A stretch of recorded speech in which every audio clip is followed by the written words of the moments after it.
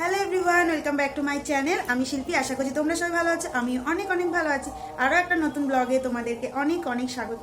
আজ কিন্তু গণেশ চতুর্থী, সেই জন্য সকাল সকাল স্নান করে এখন যাব ঠাকুর ঘরে পুজো করতে। সকলকে জানায় গণেশ চতুর্থীর অনেক অনেক শুভেচ্ছা আর ভালোবাসা। পুজো দেওয়ার মুহূর্তগুলো সবই তোমাদের সাথে শেয়ার করব, সেই জন্য ভিডিওটা স্কিপ না করে অবশ্যই কন্টিনিউ দেখতে থেকো। আজকের ভিডিওটা আশা করছি তোমাদের ভালো লাগবে। আমাদের বাড়িতে কিন্তু গুনুদাদা আছে, তো গুনুদাদার পুজো করবো বলে সকাল সকাল স্নান করে নিয়েছি, এখন রেডি হব। তো চলো ঝটপট রেডি হয়ে গেছি, এবার যাবো পুজো করতে। চলো ঠাকুর ঘরে যাওয়া যাক। তাতানকেও স্নান করে রেডি করে দিয়েছি, এখন আমরা দুজনে যাবো ঠাকুর ঘরে পুজো করতে। তো চলো ঠাকুর ঘরে যাওয়া যাক। চলো। বাড়িতে আমাদের গনুদাদা আছে, গনুদাদাকে পুজো করবো বলে শাড়ি আলতা পরে এখন রেডি হয়ে গেছি, ঠাকুর ঘরে যাব। আমাদের গাছে আজকে কত রকমের নানা জবা ফুল ফুটেছে দেখো বন্ধুরা, আর এই ফুলগুলো দিয়েই এখন সাজাবো আমি। আর বাজার থেকে কিন্তু 5 রকমের ফল ফুল আর মিষ্টি আনা হয়েছে পুজো দেব বলে।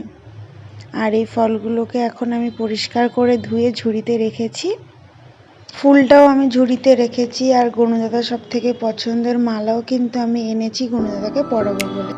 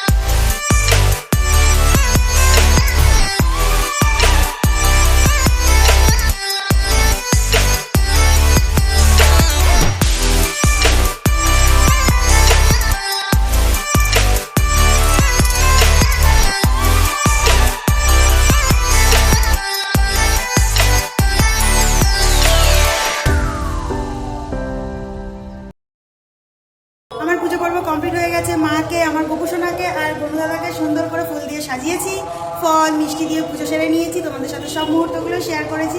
যদি ভালো লাগে আজকের ভিডিওটা অবশ্যই লাইক কমেন্ট শেয়ার এবং সাবস্ক্রাইব করে আমার পাশে থেকো। তাহলে বন্ধুরা আজকের মতো ভিডিওটা এই পর্যন্ত রাখছি। সবাই ভালো থেকো, সুস্থ থেকো, সকলকে টাটা।